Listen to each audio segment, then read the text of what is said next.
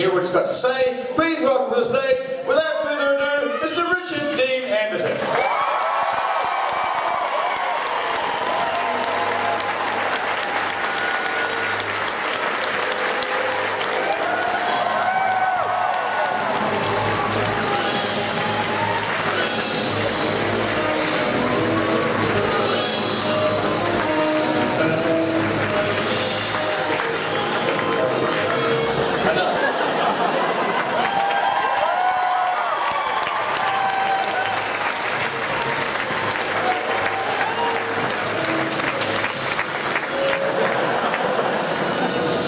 Do you start each appearance with a pirouette? With a pirouette and a ballet move? Is that standard? Oh, something, depending on how feminine I'm feeling every morning. It's early, isn't it? What time is it? That's why they're serving lunch. I was expecting bacon and eggs. And are we looking after you okay? That's a standard Kiwi question we ask you. We're always worried in case people are enjoying the country or not. Is it okay? What? Do you like New Zealand? Yeah, so far what I've seen of it I love. In fact, are there many Aussies here? Sure. Get him! He knows! So far what I've seen of New Zealand I like a lot. I like it a lot. And would love to spend like an extended amount of time here because I haven't seen much of the landscape. What landscape I've seen is gorgeous and green. Being from California, it's a nice contrast to the brown that we've had. But went out to Tiki Town. What is Hobbitville. Hobbit City? What is it? Hobbit Town. Hobbit Town. Well, you know what T-O-N stands for? Town. We should totally rename it Tiki Town. Come on. So, yeah, I like New Zealand just fine. Thank you. Excellent. Good. This is great. Lovely. I'm just going to call you guys as some bad guys over there. You sweet? Yeah, lovely. Thanks a lot. Cheers. Give it up for the escorts. Whoops. Thanks for running there. I feel vulnerable now. And so, we're going to get to some questions soon because I'm sure people have a lot to ask. But I'm intrigued. You started as a doctor. Your first character on TV was a doctor. Wait a minute. In General Hospital. You're so upstaging me. I totally am. I know. Should we turn around and do this weird thing? No. Alright, let's change it. I'll go forward. There we go. You know what upstaging is, right? It means he's upstaged, so I have to do this. It means you have to put it back to the audience. My butt. So you started on stage as a doctor. I would just kiss my ass. Come on, get up here. Good boy. Arf. Thank you. Yes, as a doctor in General Hospital, it was your first role. Yes. Oh, right. First paying role. First role I ever had, I played a Thorndike Barnhart Jr. dictionary in grade school. I had a big box over me that was made up to look like a dictionary, and I had one of those graduation hats and I had big glasses on. Mind you, I was 7 years old, so I was looking great. My first line ever was, "Upon my word, Tim." Thank you. That's about the reaction I got.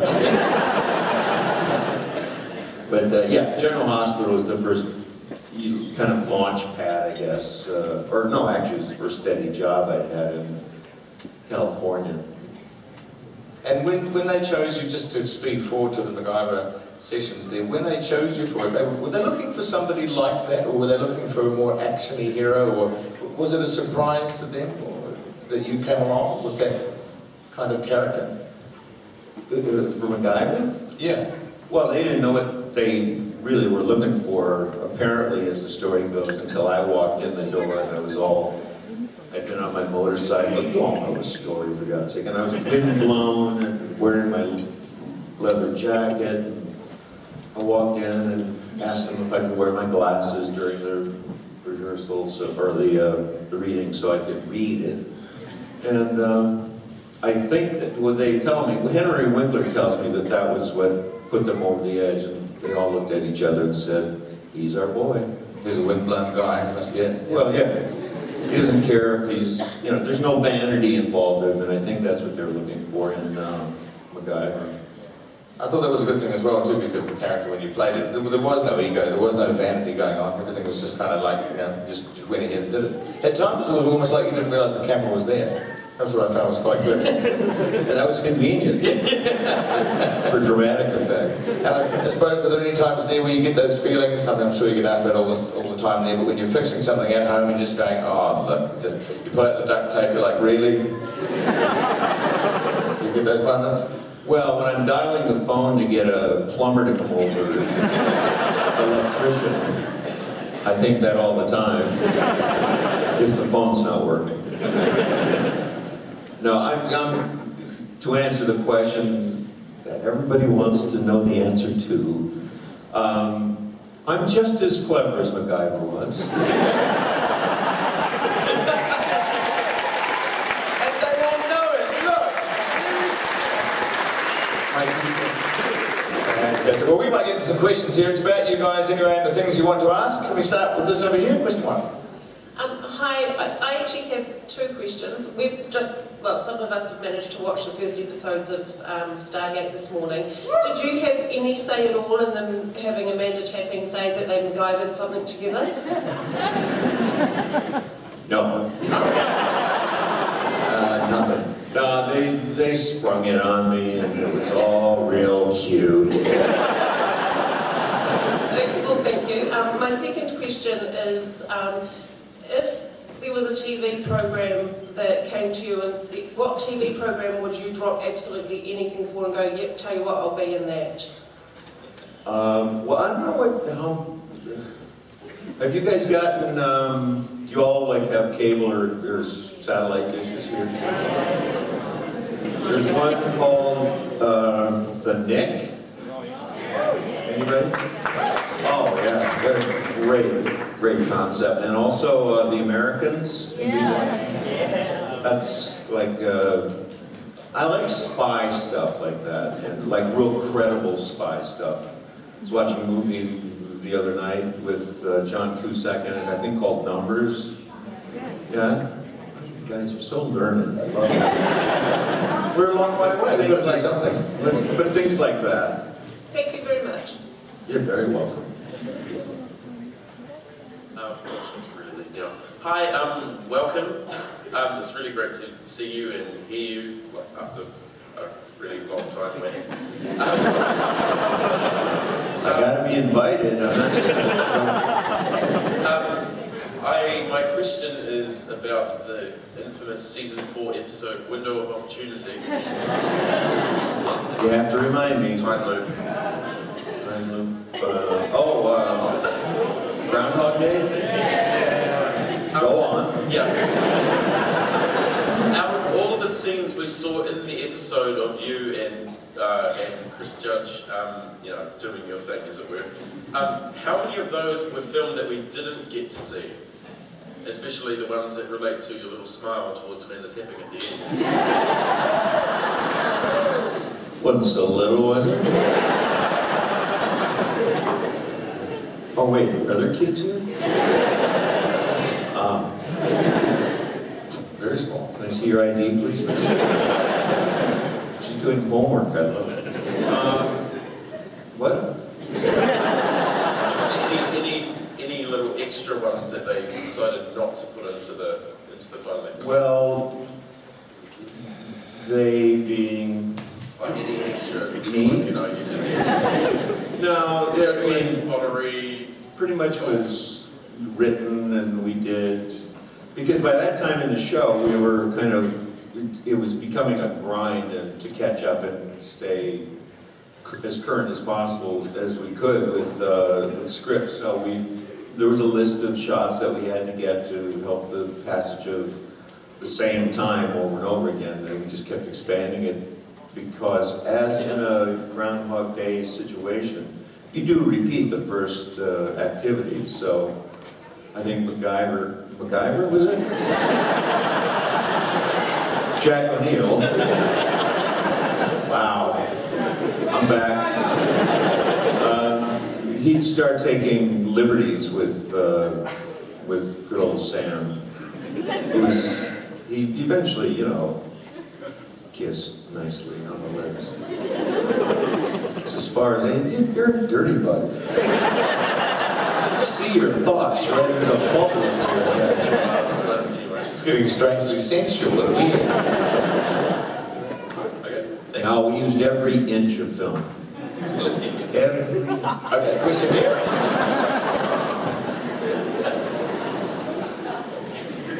How's the back of my head looking, you folks over there? Pretty good? My question is sort of to do with this same window of opportunity episode, and it always repeats. It always starts off in the mess hall where Dr. Jackson is asking Colonel O'Neill a question, but we never actually get to hear what the question is. Was it ever there in the script, or was it just not there? I think we're having sound problems. I honestly don't know. I think it probably was designed that way. I don't remember the scenario. Sorry, I wish I had something clever to say. I'd asked this question of Michael Shanks when he was here a couple of years ago, and he said he came up with what the question was, but he said he wasn't going to say it. Right. Well, old Mikey and I had a little thing going with our characters that if you were here, we'd maybe allude to and maybe not discuss openly. It was a lot of fun, let's put it that way. Next question here. Hi. Yeah. Did you ever get to blow anything up yourself on MacGyver and Stargate? Well, first of all, I'm glad you finished your sentence.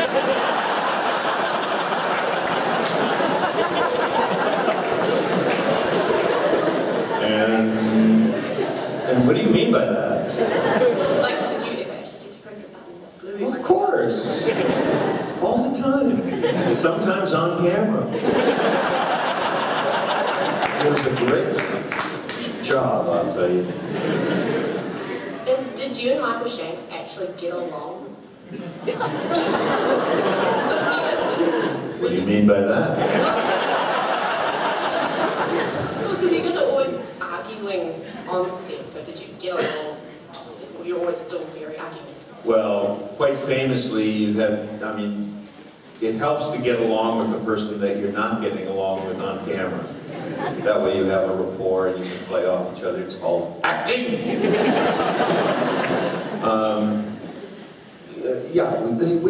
We adore each other. We met on an ice rink in Vancouver. Actually, his audition was down in Los Angeles, but I was too snobby to talk to him at the time. So we shot up in Vancouver, and I was still able to skate in those days, and we had a little hockey team, and we kind of bonded on the ice. He's a real prick on the ice. Absolute ass. He's Irish, you know. I don't know what that means. Yeah, we adore each other. All good, Robert. Excellent. Next question over here. Hi there, Richard. So great to meet you. I just have one question. If you had to choose any spaceship from the Stargate series to command, what would you pick? The Enterprise.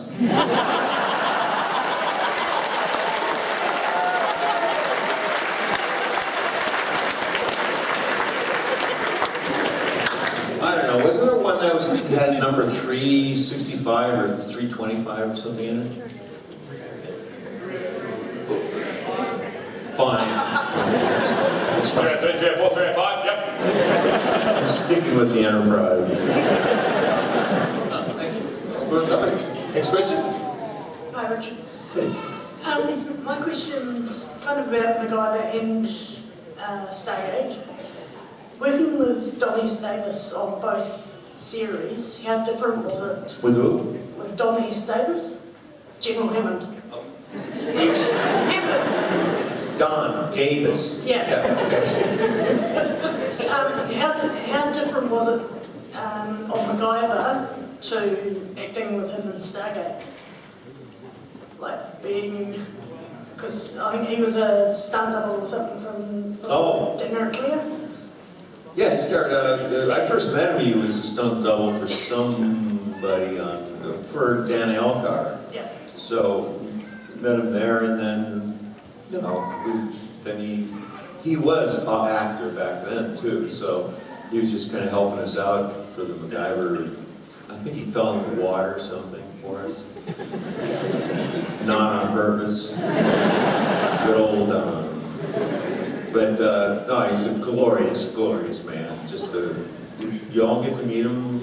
Yeah, thank God. He's one of the gentlest souls in the world, and so round.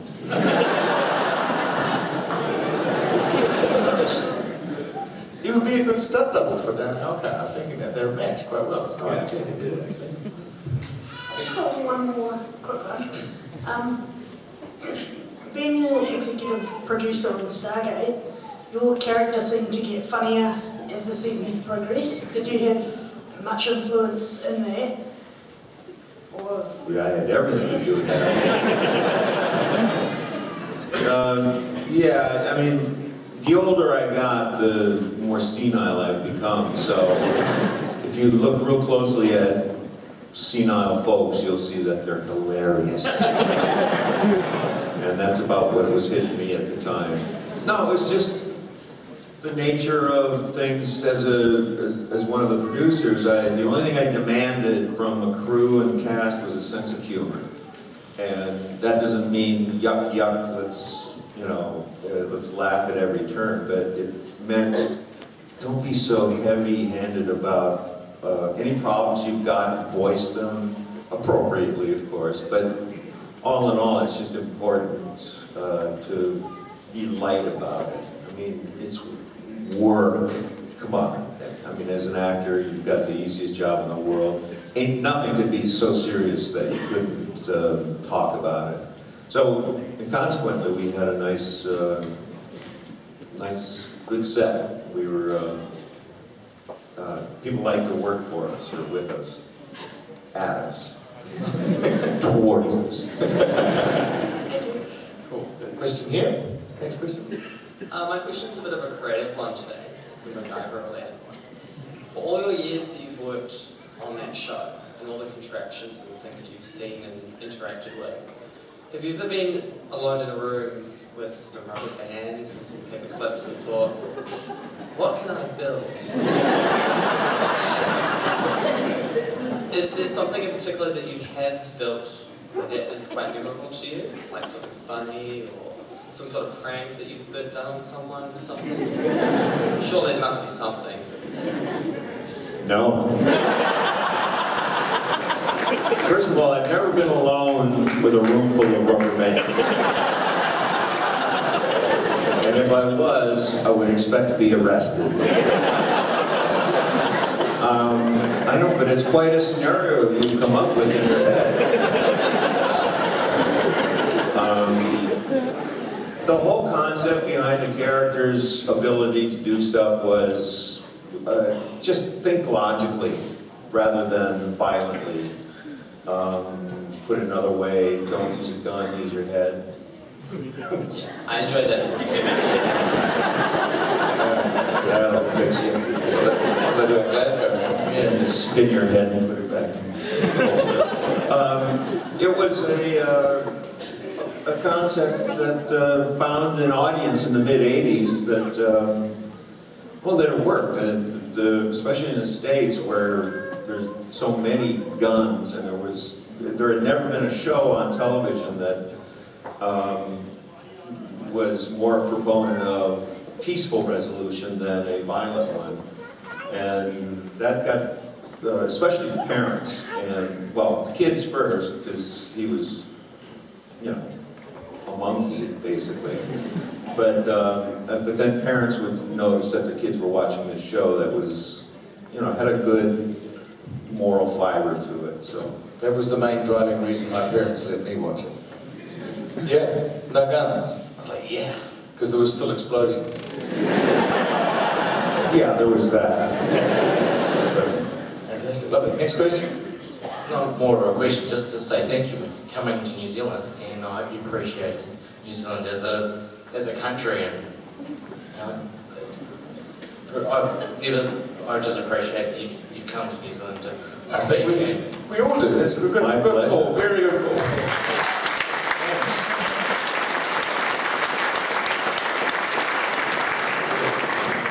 If there was some land for sale near Hobbitville, or Ton, I'd live here. What a beautiful place. Here we are, right. Okay, real estate agents here. Next question here from the teams like Jack Sparrow. You had Teal'c with you in MacGyver, and you were teaching him martial arts in MacGyver. Did you recognise him, and did that play a role in him being in Stargate, or not?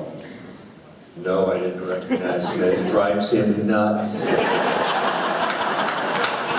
love it. Seriously, Because I met him in Wellington. I'm sorry. But he didn't tell me that you didn't recognise him. Of course not. He's a vain man. But gorgeous. Jesus. I wish he'd start working out or something. Just doesn't care. And do you, Richard, carry a Swiss Army knife? Just in case, you know, like MacGyver. Have you ever traveled through an airport?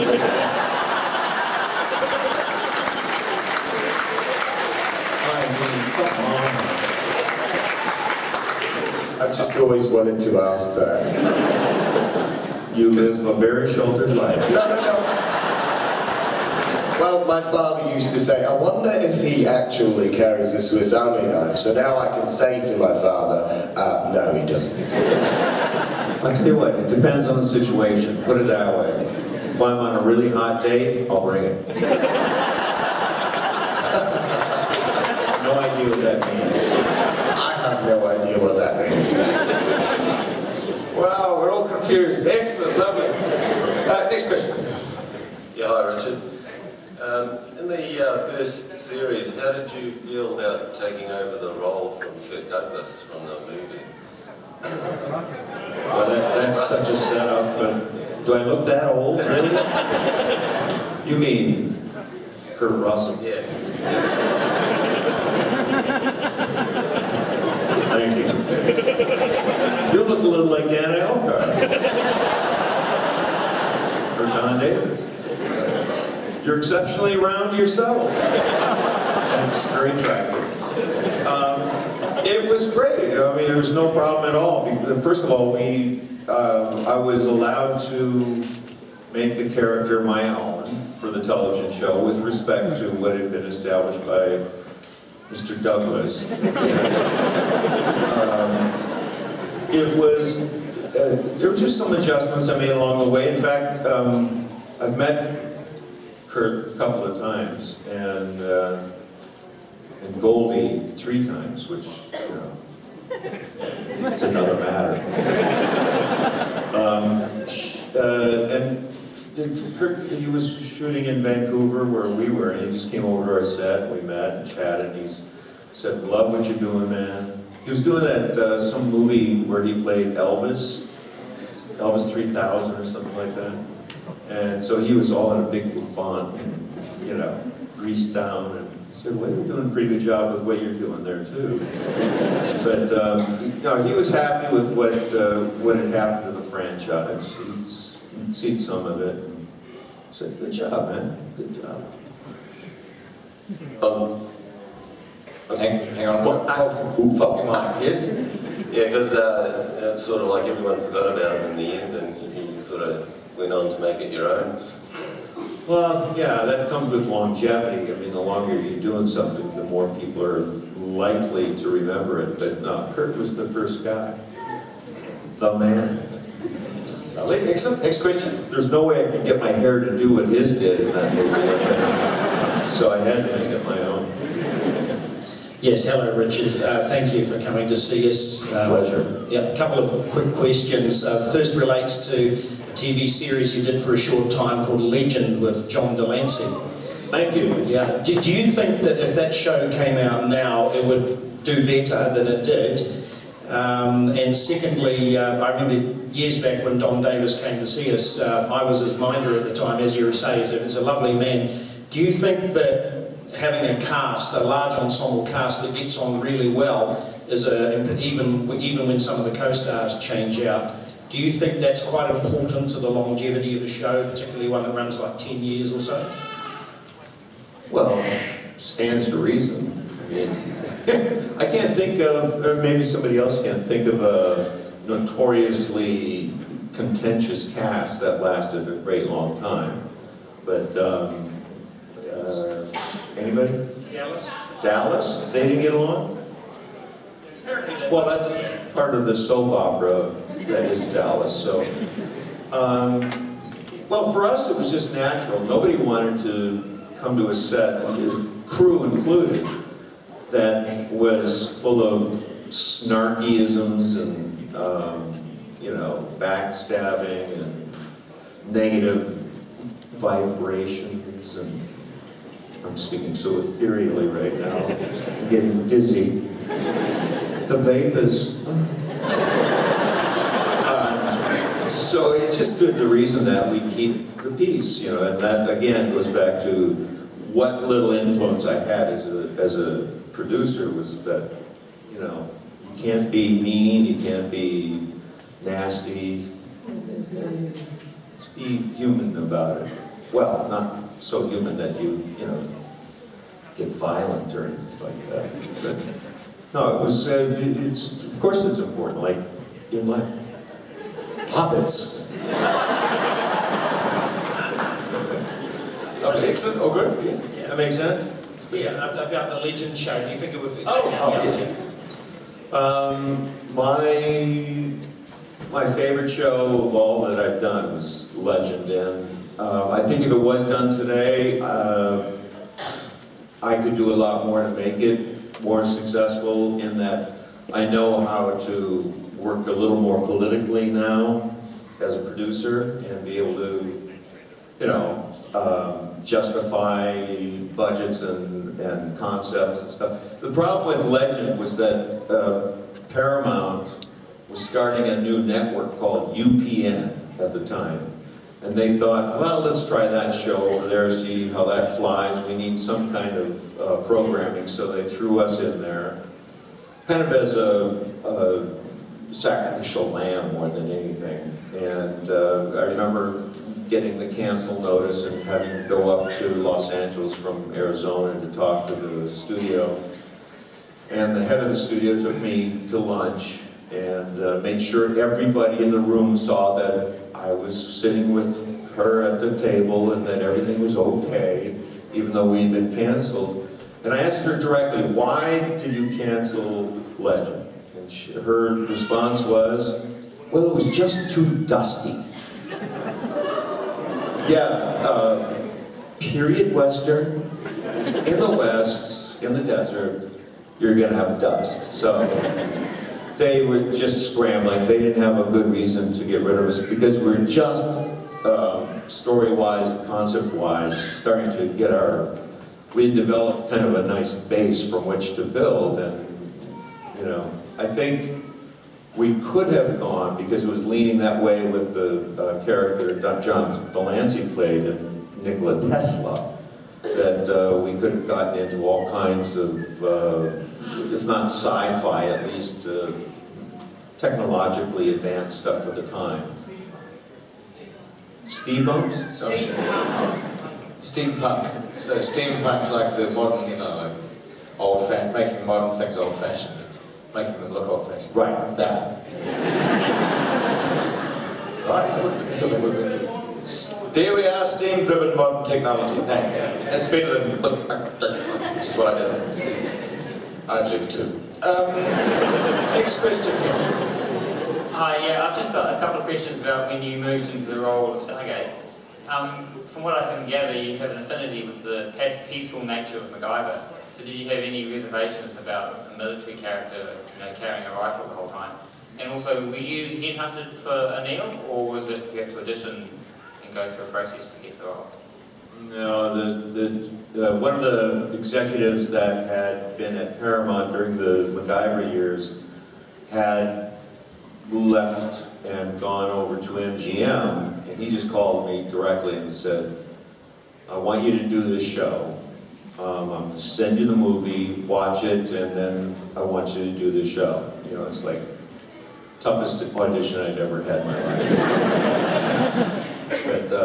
But in watching it, I saw great potential for a continued series because of that gate. You know, you can't go wrong with a gate through which you can go and end up anywhere. You know, create your stories as you go. You're only going to be limited by your imaginations. So. And the more peaceful MacGyver to the more warrior now? Well, you know, my personal feelings aside, because I'm not a proponent of guns, pretty much in any way, shape, or form. If there were no guns, there'd be no bullets. There'd be no projectiles. I know it's a simplistic, kind of naive sounding, the head of the NRA, be damned. I don't believe in them, but as an actor, it's acting. Not only that, well, Stargate was a cartoon, for heaven's sakes. I mean, it wasn't, we weren't depicting real life, necessarily, as far as we know. But MacGyver, you know, in that era, we were in a position to really influence. It was an 8 o'clock show for ABC for a whole bunch of years, and we knew we had garnered the attention of younger kids, and so we had some strength there, a responsibility maybe to portray this guy in a better light, which we all felt. Producers, writers, me. But no, but as an actor it was a job, and it's, you know. And I'll be honest with you, it's fun shooting a gun. It just whitewashed everything I just said. I was going to say we have much fewer guns here in New Zealand than there are in America, if that helps with your shift here to Matamata. Hobbiton is where Matamata... I'm going to shut up. Next question. That was smooth, man. That was really smooth. Hey, Richard. I'm sure that everyone really appreciates you coming out, so I just wanted to say that's really cool. A serious question that I think everyone would want to know.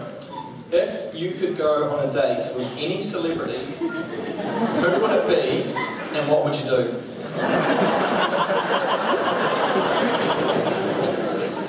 Well, the second part first, none of your business.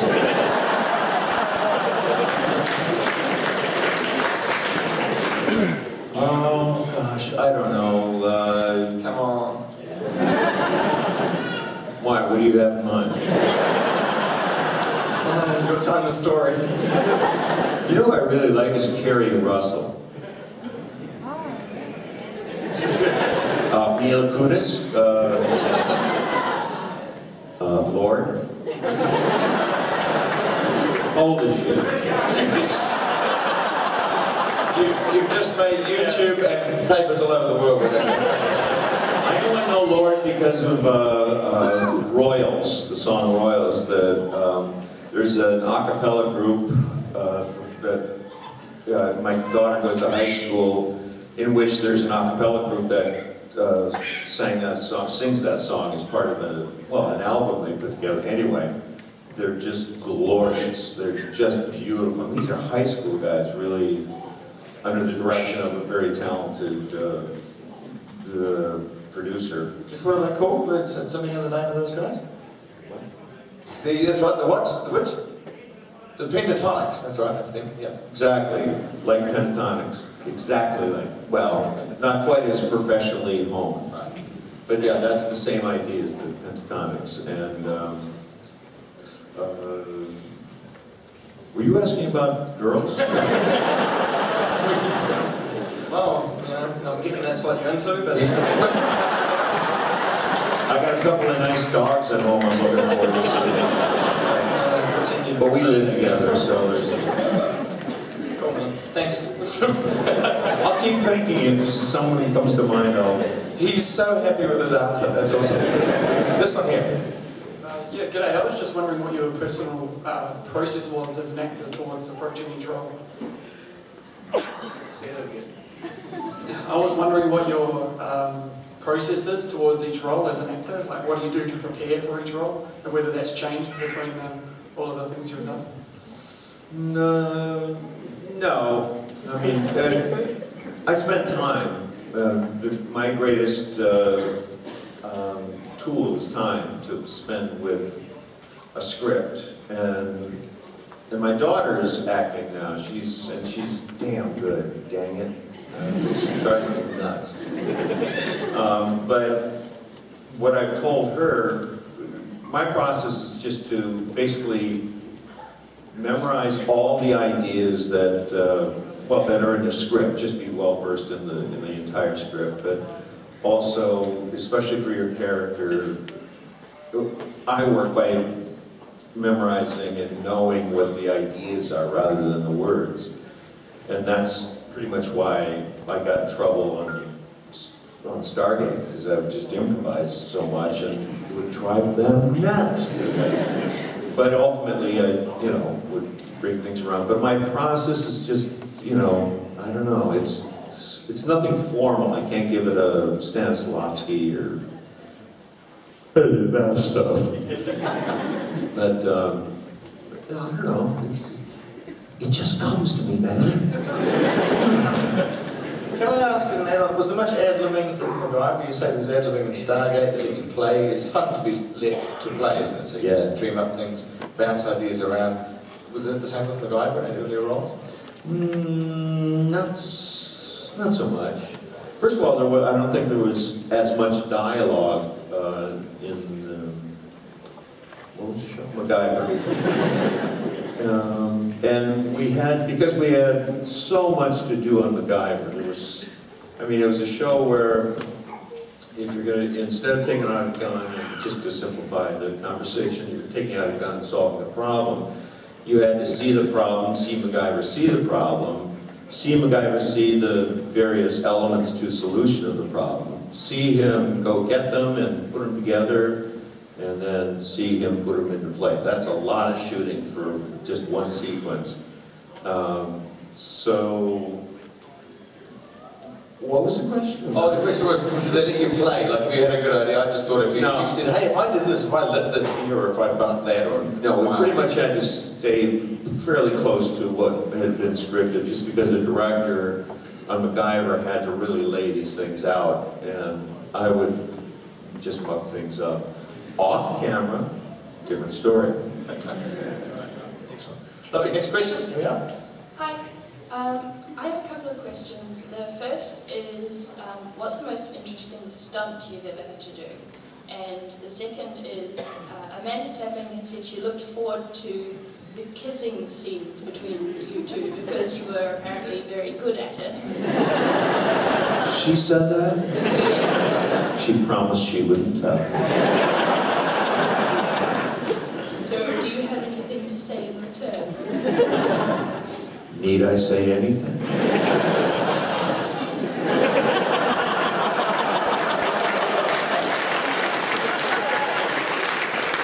That was nice. Good to see. It was always nice to have a scene like that and then, on purpose just screw it up somehow so you get to do it again.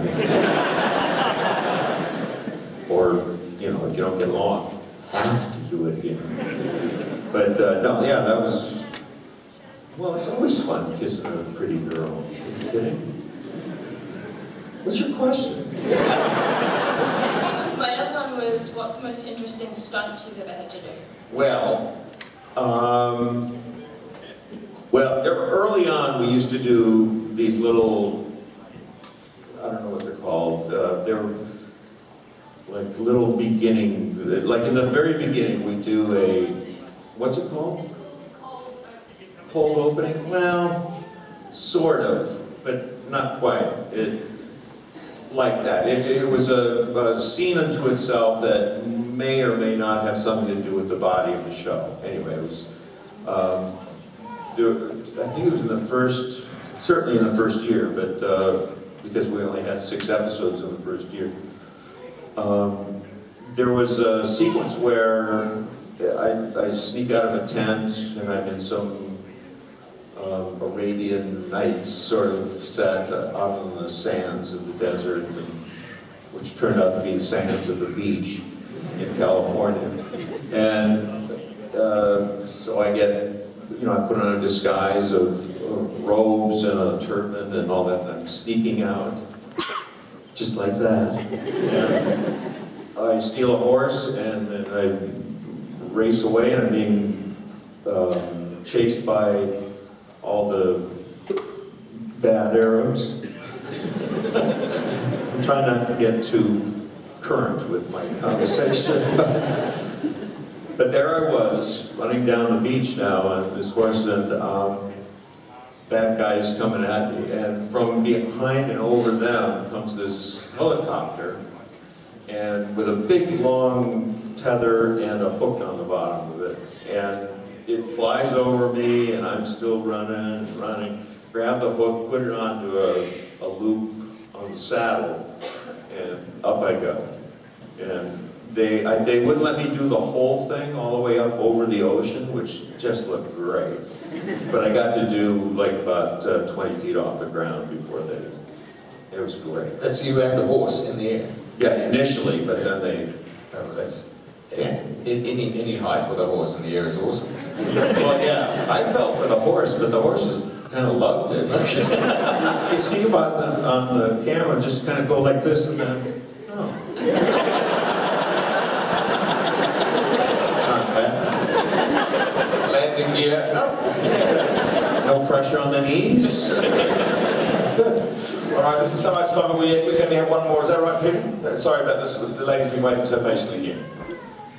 Just wanted to know, what was it like doing scene with Don DeLuise? And do you really, truly love The Simpsons? Don DeLuise was impossible to work with. I mean, he just, thank God his son was directing that episode, because he could talk to him. Don was all over the place. I don't think he could memorize a line if he really, really tried. He was just out of his head. And in working with him, realized that maybe I should be a little more controllable on set as well, because you've got to ultimately say something that progresses the scene. But Don was just such a comedian, and a genius, by the way, and adorable. But oh my God, come on, say the line. Eventually, but his kid was directing, so you could take him aside and say, "Dad, come on." So that was fun. But and The Simpsons, my God, it's my life, my dream come true. Little boy's dream come true to do that episode of The Simpsons. And thankfully we had sense enough to hire Dan Castellaneta to come up and do an episode of Stargate. And he and I had lunch just about every day there. And, I was short of swooning in front of him. We got to chatting, and he asked if I'd ever be interested in doing an episode. He and his wife wrote together, and they wrote after our conversation, they wrote a script that included the character of MacGyver. So I was so honored, and it was such a, I was nervous. It's just, I'm surrounded by all these genius voice actors and my idols. I'd like to do that for a living now. Just sit around and talk. It'd be so much fun. Can I just say that we would love to have you come and live with us down in the Waikato too. Okay. There you go. Didn't ask me that yet. It is indeed. Ladies and gentlemen, it's been an absolute pleasure having you here. Richard, thank you very much indeed for coming along.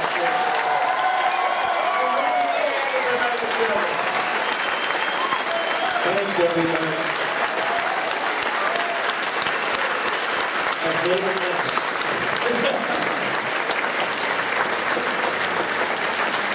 Thank you so much. Thank you so much. Thank you, Richard.